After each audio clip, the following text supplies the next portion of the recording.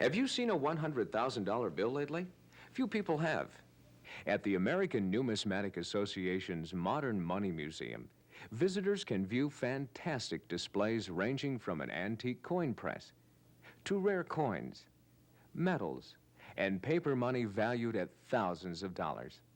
Coins can depict the battle for liberty, or the birth of a nation, the passage of a dream, or a hope for the future. Each coin has its own unique story to tell. More than just a means of exchange, coins are miniature works of art that chronicle events in history. The American Numismatic Association is the world's largest organization devoted exclusively to promoting the study and collection of coins and paper money. For more information about the American Numismatic Association, call 1-800-367-9723. Learn about the hobby of coin collecting. The following program is a highlight from a recent ANA Numismatic Theater. The theater is a 4-day forum featuring well-known and exciting new speakers discussing a wide array of numismatic topics. The theater occurs each year and is a major part of the annual convention of the American Numismatic Association. Today our speaker is Mr. Eric Newman. Mr. Newman has been a recognized numismatic authority longer than most people in here have been alive, except possibly for Bob Hendershot. He has written innumerable articles on everything conceivable, and he has just revised his magnum opus, The Early Paper Money of America. Further ado, Mr. Eric Newman. Thank you very much, and I'm glad that we have the opportunity to enjoy a special sector of numismatics that is the related area of coin devices that were made in America in order to detect what were counterfeit and what were not counterfeit coins. This was done because the human person who had to handle and accept coins had the problem of determining what was counterfeit, and it was not an automatic thing by machine that would determine whether there was a counterfeit, or the bank teller or the Secret Service or anything of that nature that would determine whether something was counterfeit. If you took a counterfeit coin, you were responsible and you lost the money. And therefore, everyone was very concerned in this matter. Now, let me tell you why these devices are important. Counterfeiting has been going on, of course, since early classical times, and so that is nothing new. But a tremendously interesting thing happened in the change of methods for counterfeit detection, and that is that you no longer only weighed a coin. You weighed a coin, a gold or silver coin, to be sure that it had a sufficient intrinsic metal value, and therefore you could accept it. Now, therefore, scales were used, and scales are very important in all of numismatic counterfeiting detection up to the beginning of the 19th century. Now, a certain thing happened, and that is you had to have accurate scales, and you had to have them in a condition where they would be relied upon and convenient. President Cleveland was the first president to have a baby in the White House. And the baby was weighed at the White House and weighed 28 pounds on birth. And they decided that they ought to check the scale. And sure enough, they found out that it was the president's scale that he used for fishing.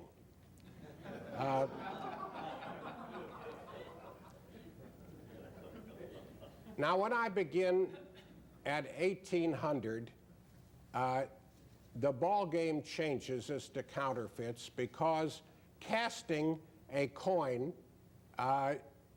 was no longer the only way of fooling a person.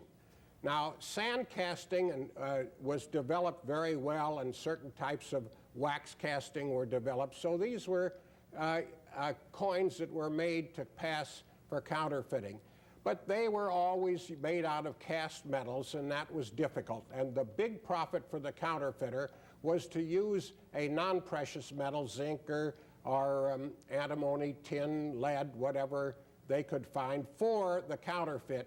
And then electroplating was invented.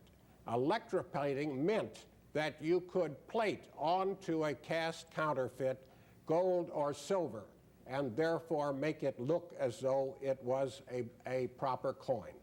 So this started a revolution in England in the 18th century, that is mostly from 1740 or 50 to well into till 1815. And so I'll give you one of their types of mechanical equipment, and then we'll look at what America did when America was confronted with this problem of plating cast counterfeits and of cast counterfeiting.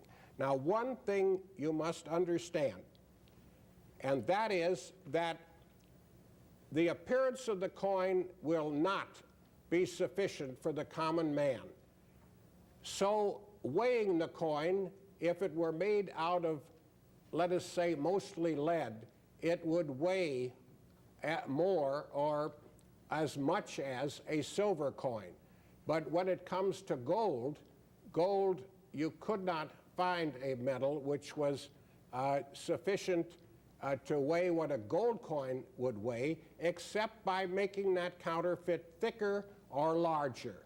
So there was the problem that was presented to the mechanical geniuses to determine for the common man what was a counterfeit coin. May I have the lights out, please? These were the British type. Can you all see? Is it in focus? Yeah. These are the little pocket sets that you had in your available in England at the 1800 turn of the century, and they had been in use beforehand, and they then continued for quite a while. That all collapsed into a little mahogany box which you put in your pocket, and then you would open the box and the little scale would stand up in the box, and it had a place for you on the right-hand end for you to put the coin, and on the left-hand end a counterweight.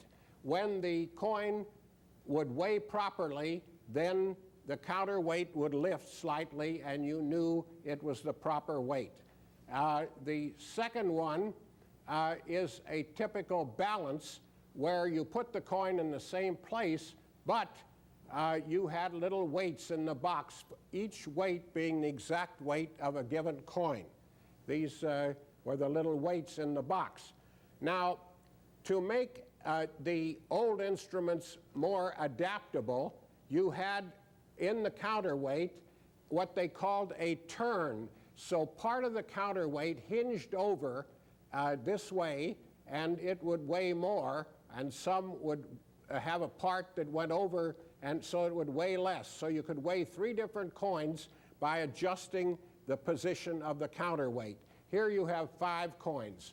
And then they realized that this was not a sufficient test just by weight, because lead could be used and thickened and so forth. So England just began to have a little gauge to test the thickness of the coin, because if it were too thick, then even if it weighed properly, it would be wrong.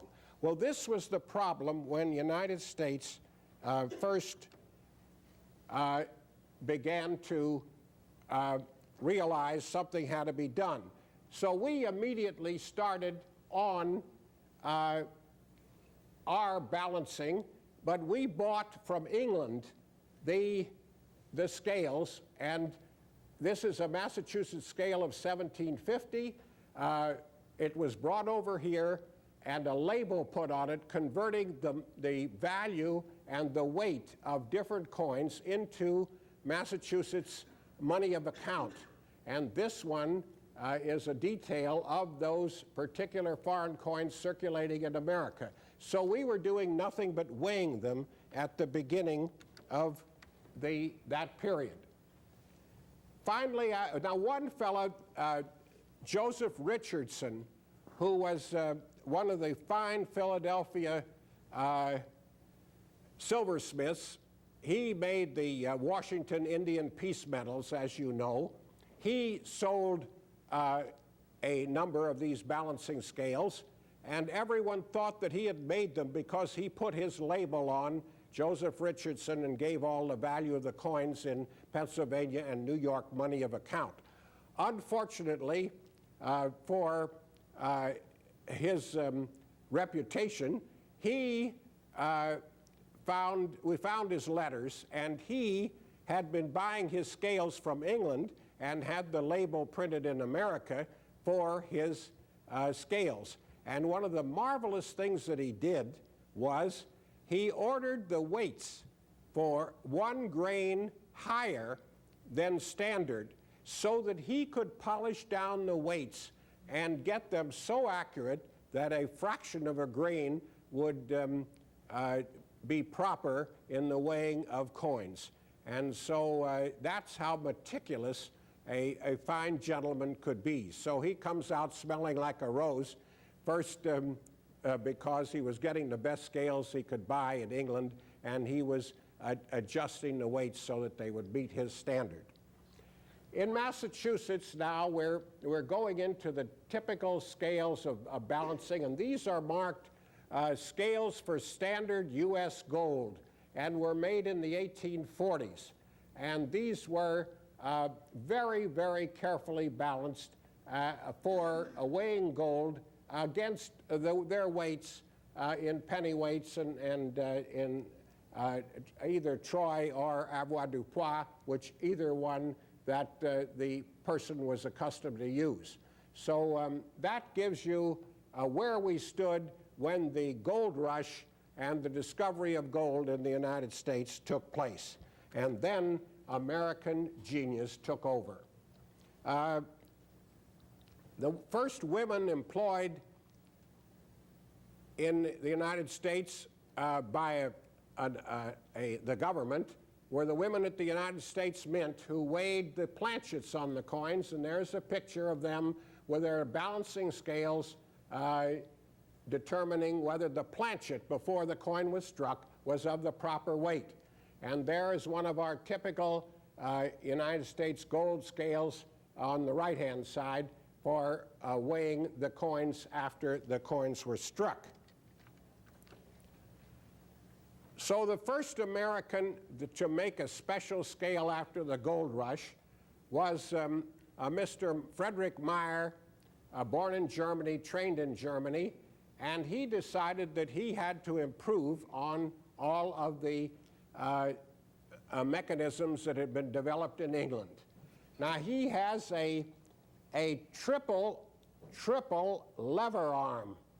Now this is very interesting because the lower one here had the $20 here and the $10 here, and these two would be flopped to the other side. When he was weighing a $5 piece, he would put it on this arm, lay that arm on top of the lower arm, and flick the top one to the other side. When he was weighing a $2.50 and a $1, they would go on the top arm, and all three levers would be on one side. Here is that particular scale with the $1 and the $2.50 showing, and the others underneath. We'll show you how that works a little farther on. Now we have taken the $1 and $2.50 and flicked it over to the left side, and you see it there exposing the $5, and here we have the $20 and the $10 with this one turned over to the other side. Now this is so complicated and has to have such perfect weight because you're shifting a counterweight, so to speak, from one side of the scale to the other, that it is almost impossible to make this and to make it accurate.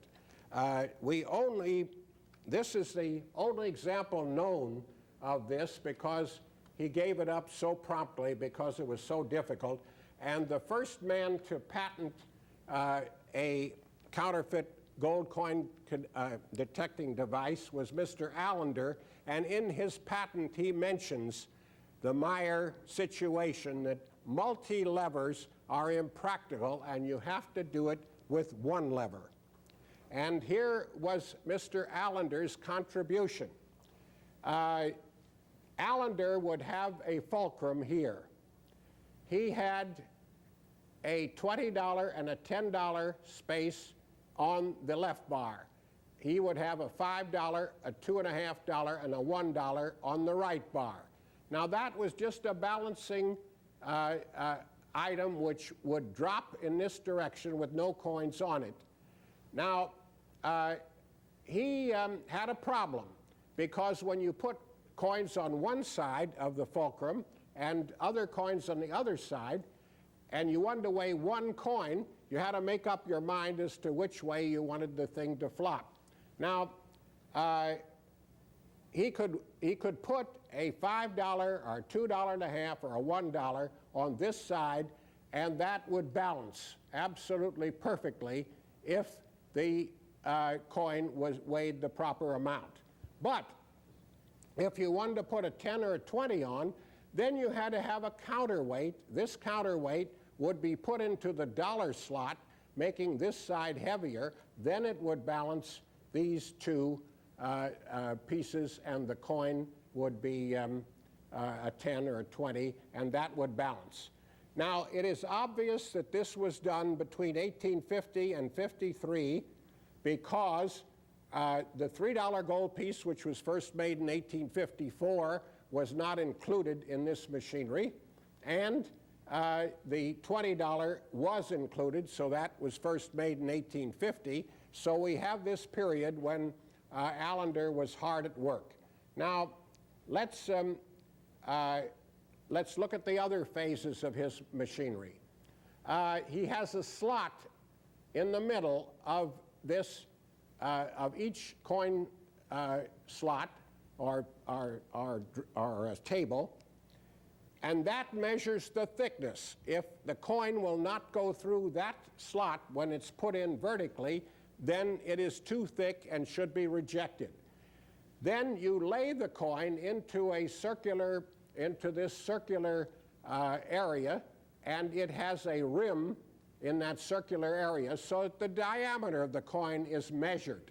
So now you have the diameter, that is the width of the coin measured, the thickness of the coin measured, and the scale balances the rest. Now he patented this coin. These are the close-ups of the right-hand side. And then along came the $3 gold piece. He did not know what to do. So the $3 had to kind of fit in between the $2.50 and the $5. So at first, he made a bushing. That is the equivalent to the weight of $2, $2 gold amount. And that bushing would be laid on top of the $5, and then you'd put a $3 in that bushing, and the $3 gold coin plus the $2 worth of weight of the brass bushing would go in the $5 slot, and in that way you could weigh the $3 piece. Finally, he decided that was too impractical, and so he added a wide section between the $5 and the $2.50 to weigh the $3 piece, and so there he could do all the things, check the diameter, check the thickness, and weigh the $3 piece. Now the same thing happened to the $1 gold.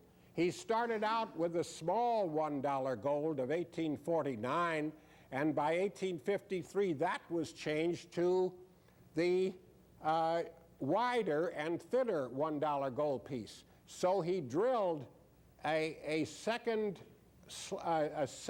rim in this lower section to handle the $1, the two different sizes of $1, so that they easily could be weighed in the same slot because they had the same weight. So Allender was just a plain genius for these, except for one thing. This counterweight, which was necessary to weigh the $10 and $20, this was ideal for children to play with, and so practically all of those were missing in these various scales, so that you had the scale and couldn't weigh the larger United States coins because you always lost that. There was no way of attaching that to your mechanism, and even though it was in a box. This Allender piece came in a lovely box explaining how you are to use it, and just look at the uncirculated condition of that particular scale. That's its natural bloom, and here is the counterweight that goes with that, and he finally got his patent in 1855. Mr. Herper in 1857 decided that he could do the same thing, but he would still retain the weight. He would put the coin in a slot which would measure its thickness and diameter, and the coin would stay in the slot because there was a support underneath so it couldn't fall through. And then you would adjust this particular weight to a position which was marked $5, $10, and so forth. So you had no weights to use. You had a position for every coin which would balance on this fulcrum the thing. Now this would be about 6 or 7 inches long, and you could have this right on your store counter if you were a merchant, to check the coins that were coming into you to see if they were counterfeit. Now when the California gold rush took place, the Germans poured a lot of balance weights into America. This one has the beautiful eagle, the American eagle, on it. But because for the gold rush you were weighing nuggets and just chips and pieces of gold melted and so forth, and nothing coined, it was important to have weights. So these pieces, this is a tin plated with a lovely decoration, and these were the types of weights carried in your pocket, but for the California gold rush. Then things got a little more practical, because the weights of those mechanisms I showed you before were a little too complicated, and so it got to be very simple, and these are called rockers. This is a rocker for a 25 and a 50-cent piece, and this has the same fixed weight so that you could put one coin into the proper position and it would balance. These were made in Philadelphia, and they became very, very popular because the 25 and 50% piece were the ones which were counterfeited most in the early period. This was before the silver dollars, which had stopped in 1803 and weren't revived until 1840s, but there were very few silver dollars, and there was no reason to check the dollars at that time. So these are called rockers, when all you have to do is put the coin. You see, again, you check the thickness, and the diameter is already set. Now, there were a great many foreign coins circulating in the United States up until 1857, because we did not have sufficient gold or sufficient silver in circulation, because the mints could not produce enough. So there were counterfeit detectors for the weight of the foreign coins. So Mr. Moranville, who was another mechanical genius, made a piece here which you'd put the coin next to the 2 pins. This is a vertical of the pin. And this was all of the coins that were in circulation. And you slid that up or down till the coin that you were weighing was the one that you were reading right here. And when you did that, the weight of that was sufficient to balance the coin in this position, and there was a a little fulcrum and a rocker underneath there. So by adjusting to the proper coin, you could weigh the coin, and this you carry around in your pocket. This is the same type, only here you put the coin in this particular slot. This measures the diameter on there for each particular coin, and here you slide this piece in and out until the right position comes up for the coin you are weighing. So this you would carry around so that you could measure the weight and qualities of your particular coin that you were checking. Then Moranville decided he could even do better. And here he made an absolutely fantastic invention. This now is a dial. And you dial the coin right here, that horizontal line would hit the name of the coin you were weighing. And you'd put that coin right here in a various position. You could check that coin's thickness by putting it in this little triangular slot from one side or the other, and depending how far in it would go, it told you whether it was the proper thickness. But then this dial is cute because it has an eccentric lead weight, so that lead weight goes around, and in different positions, therefore it would go around underneath here, and in different positions would balance the coin, and the fulcrum would be here on a little stand, and this little thing is only about 4 inches altogether, and you could carry it nicely in your pocket and merely dial the coin that you were checking, and then that would be measured to see if it was right. Then the old times changed. They tried to make them cheaper. This is a cast iron job. And so here we have a constant weight, and again, a checker for the 25 and the 50-cent coinage, and that would be a more inexpensive thing that you could either use on the counter or carry in your pocket. Then we got even farther into simplification. Mr. Sutton invented a little disc like this, which was a counterfeit detector, and more of these were thrown out so that only a few of them remain in existence, because nobody knows what they are, and if you'd pick it up, you'd think it was a nothing. What you did here is put a coin into the slot, which would hold it. You'd pinch the coin into that slot, and then you'd take a penknife out of your pocket and put the penknife in the top point of one of these or the other. One of them was for 10 cents, one 25, and one for 50 cents. And when you do that, the coin would balance perfectly on your penknife, which you stuck through that little slot. And if it didn't, it was bad, it was underweight, and if it did, you knew you had a good coin. And this is merely the size of a 50-cent piece, this little detector, which needs a penknife to operate. Then we had new inventions that started coming along, and here we have one that has a very special simplification. The slots to put the coins in were wedged so that they were big at one end and a little thinner at the other, so that when you put your coin in them, they'd roll to the thinner part of the slot and not drop through. So this made it much easier to put them in, because they'd kind of roll from the thick part of the thick slot area to the thin part area, and then lock in position so that they could be weighed.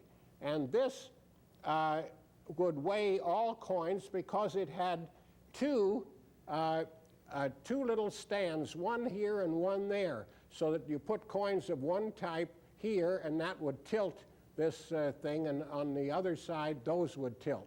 This is one side, so that you could see this fine counterfeit detector. This was impractical, but it was cheap. Now we have the mint standards. They began to make gold pieces, gold counterfeit detectors, which the United States Mint approves. So this says on it that approved by the United States Mint. And here we have 2010 and I'd say 10, 5, and 2.5 for the smaller gold coins. And that, too, was a small job that you could carry in your pocket or have on as a store counter. Then a fellow by the name of Cronenberg decided that he could do much better than all of them for the 25 and 50 cent. Now, this is the top view here. You drop a 25 in or 50 in, and I'll show you how that works. And there's a little weighing device inside this cast iron box. Now, you may see Cronenberg's name here, and you will see a dollar sign. Is that on this one, the dollar sign? Or on the other side? I can't see it very well, but we'll look at the next one where you can see it for sure. Here is his patent, in which he has a little rocker inside where the coin rolls in, and it rolls out if the rocker is dropped by the weight of the coin. If the weight is insufficient, the rocker does not drop, and the coin remains in the inside. And here, now this is interesting because Cronenberg was doing this in the 1870s, and you can see the dollar sign here, which is a backwards S. The man making the casting got the S backwards because he should have put it in backwards in making the cast mold, but instead he didn't. But the most curious thing is the U of the U.S. is there. The thinking at that time was that the dollar sign was composed of a U and an S, of course, which we now are in a position to prove was not true at all, that the dollar sign was the abbreviation for a Spanish peso, and that the two strokes related to the Spanish way of representing the Pillars of Hercules or writing the word P, and that the S was the Spanish. And the first use of the dollar sign, as you may know, is in a manuscript invoice in New Orleans in 1785, and the first printing of a dollar sign is we're working on now, and I pushed it back to 1798. So we've had to check every newspaper and every printed item to determine when the dollar sign really came into use, and we use it every day, of course, without thinking of that origin.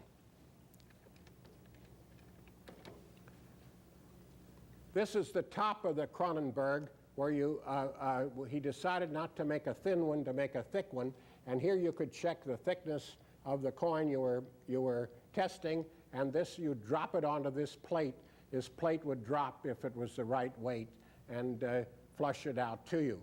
Of course, by this time, the United States Mint was using automatic weighing equipment to check their own coins, but of course they had no counterfeit problem because they were just doing this to see to it that the full weight of a coin was going into circulation. Then we had a fellow who was even more practical, and this is the McNally-Harrison patent of the 1880s. He decided that if you mounted, using all of the old systems, if you had a counterweight here and a fulcrum here, a rocker here, and then this is for the $20 and the $1 and the other coins going out all the way over here. But in order to, and he shortened this all up, but he thought that he had a problem with the $1 coin. The $1 gold piece has to be 10 times as far from the fulcrum as the $10 gold piece, because that's the only way that a single rocker can handle the situation. So he tried to do that, and it would have extended way out to here, and he couldn't do that. So he arranged, when you weighed a $1 gold piece, to give it a little help, and they made a little pin, and that pin would go into a hole at the end of this particular piece. There's a similar hole in that one. And in that way, you could weigh a $1 gold piece. Everything else would weigh properly. Naturally, everybody lost the pin, and you couldn't use these very practically. But they were beautiful. They came in gorgeous wooden boxes, and this was the beginning of the Fairbanks coin scale business, and Fairbanks being the outstanding scale makers of St. Johnsbury, Vermont. Here's their Fairbanks scale box that comes in a gorgeous box and has all the mechanism in it, but unfortunately it didn't have any pin replacements, and you'd lose it, you'd be in trouble. So here's one. They cheapened them up by making wooden bases, screwing on the balancer, but this also needed a pin. There was a hole right here to put the pin when the pin wasn't in use, but all you had to do was tip that over, and out goes the pin, and you've lost it. Now, they also made a watch fob to check counterfeits, and this is such a watch fob. You'd put this on the end of your watch chain. This was a perpetual calendar. Here was a slot for a 50, a 25, and a 10-cent coin, so that you could check their thickness. You couldn't check the weight, but that would give you some feeling of assurance that you weren't getting a bad silver coin. Now we're in the late 1880s, and we have a very, very cheap, beautiful nickel-plated rocker, and this is what's called the Berrien scale. This has all of the coins of the United States in a horizontal position like that, and others in a vertical position. But this scale had a fascinating use. They decided that, you see, the scale has a kink. It's not no balancer at all. If you put the coin on this end, it would drop if it were the right weight. On a little, with that kink, it would just drop down. So it didn't have to have any axle or support. It would just fall down a little bit. The cost of the new types of scales in the 1890s was very, very dear. It cost $4 for a coin scale, and if you wanted a postal scale added to it, it cost $5. And that was a lot of a problem, but for the $1 extra, you could weigh both letters and coins on this type of scale. So you have a single arm here, which would weigh only the coins, and each coin slot was a different coin. I'll show you the top, how that's handled. And here was a double. Let's look at those in a little better setup. There is the double right there. One, that is the postal scale slide counterpoise, and this is the coin part, so that if you put this on 0 if you were weighing a coin, and you put when you're doing a postage weighing, then you could lay the letter on the scale itself, and the coin section would be laid on 0. Now let's look at the top of that so you can see how the coins were handled. The coins were dropped into the slot on the top so that they could be measured as to diameter and thickness. Now in the one situation, there are 9 coins, and in the other situation, there are 10 coins. You now see that the $1 gold pieces are dropping out of circulation and no longer are being checked on this type of scale. Now these scales had a way of stopping the coin from going in the whole way and sticking up with half of its face so that they had a catcher at the bottom when you used this particular top, which I just showed you. So that would be caught at the bottom and held this way. Now, in order to adjust your scale, you use little lead pellets. They had a place to put in lead pellets so that the scale would always be in good condition, because this type of scale would rust and get dirt and everything like that. And so you had different methods of adjusting. Finally, you had little wheels to adjust so that your weight was correct. Now, coin detectors got cheaper and cheaper. This is a 25 and 50-cent checker on the left, and a similar one on the right. This is an item that would sell for approximately 50 cents, and so that was very easy for a person to have. And this, again, the same. Now, when you make a cheap product like this, you have to be sure that it balances perfectly. So here was a screw and a little weight underneath there, and so you'd slide that screw around until it balanced perfectly, and then tighten the screw, and the weight would push against that tongue and be a proper balancing segment. Then other methods of weighing coins by getting the weight of the coins took place, and here are some of the very unusual American coin weights. This is for, these two are made out of a copper material, a $2.50, $5, and so forth. And then this is $50, $30, and $20. So you have cumulative weights if you wanted to weigh gold coins. So if you're weighing $50 worth of gold coins, you throw that 50 on there and maybe add this is for, 20, so that's $70 worth of gold. So with this combination of weights, you could weigh gold only. Then as the slot machines and the selling of items in stores got to be by an automatic device where you'd put in a penny, let us say a scale, you weigh yourself with pennies, or a nickel where you got an opportunity to win something or buy something. The scales were made to weigh coins as a whole instead of counting them. So these are the Hansen weighers for pennies and nickels, and you'd put them in a bucket or something of that sort on the top, and this would record exactly the amount that the total of the coins, because you had to give the proprietor of the store 25% or 50% of the take, and that was a quick way of weighing, giving him his money, and going on to the next customer. We finally come to the end of the old-fashioned coin weighers and go to the modern counterfeit detectors, which are so complicated that we'll all have to take courses in electronics. This is what you see today in your slot machines where you buy food and candy, and I hope not cigarettes.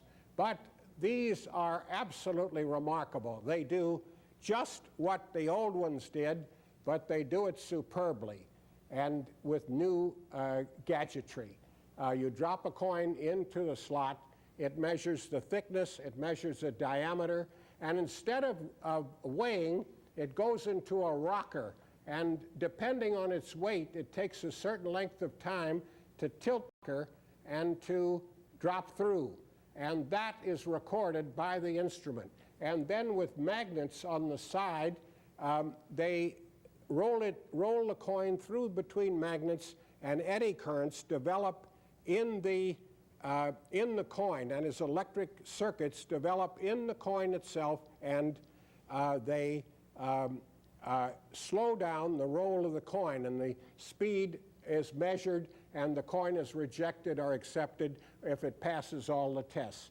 Now they are eliminating all of the mechanical, and it's all electronic in the weighing of the machines today, so that electric impulses go through the coin and measure it all with various magnetic fields, and electronic fields, and that is the new method of counting and making change. So be prepared for many more new counterfeiting detections by these marvelous new devices. Thank you very much.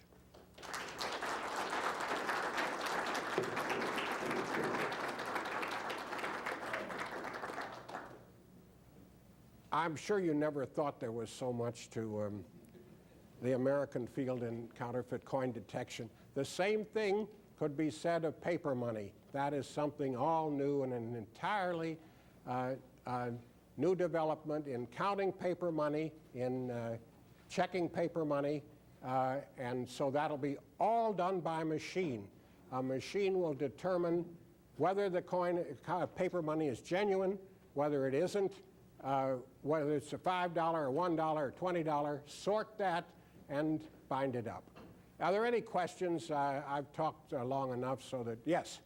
On those old-time scales, when a coin wore down, didn't that throw off the balance? The question is, when a coin wore down, would that be shown? The answer is yes. And that did not then weigh the proper amount. Now, in England, they had tiny little slides on the scale so that if the coin was worn, it said deduct 1 penny, deduct 2 pennies from the sovereign, and so forth if the coin was worn. So this trapped all of the clipped and drilled and altered coinage, but our scales did not tell you how much to adjust. You had to weigh it, go to a conversion table as to what it should have weighed, and then figure out the proper amount of gold. Yes? Was there ever a coin detector for the 20-cent piece?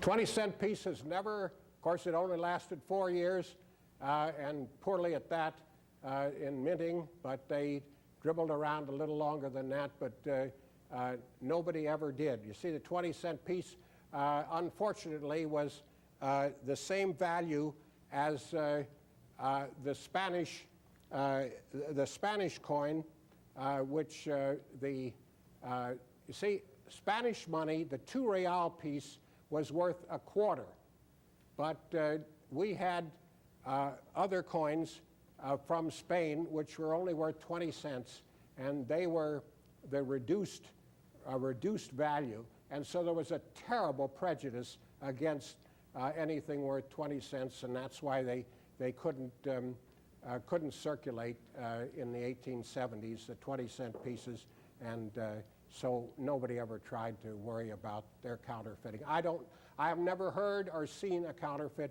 20-cent piece. Mr. Newman, we have time for one more short question. One more short question. Eric, what is the accuracy of these things? Did you ever figure out what some of these old things were 100%? The accuracy on some is marvelous, on others is terrible, like most things that are made and abused.